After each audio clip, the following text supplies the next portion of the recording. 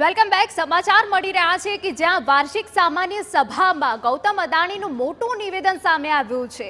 Share બજારમાં નબળાઈ વચ્ચે આ મોટું નિવેદન સામે આવ્યું છે। હિન્ડનબર્ગ હુમલો અમને બદનામ કરવા માટે કરાયો, વધુમાં વધુ નુકસાન થાય તેવા પ્રયાસ કરાયા। હુમલા બાદ લિક્વિડિટી અમારા માટે સૌથી મોટી સંપત્તિ બની। અસ્થિરતા વચ્ચે અમે રોકાણકારોના પોર્ટફોલિયોની રક્ષા કરી। પડકારો છતાં રોકાણકારોનો વિશ્વાસ જીતવામાં અમે સફળ રહ્યા। વિપરીત પરિસ્થિતિઓએ અમને વધુ મજબૂત થવાની પ્રેરણા આપી। અમે કરીને દેખાડીશું કહીને ગૌતમ અદાણીએ સંબોધનનું સમાપન કર્યું।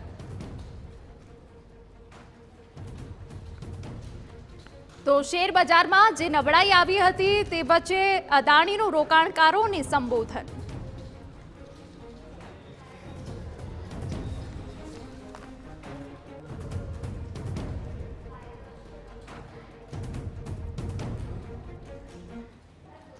સમાચાર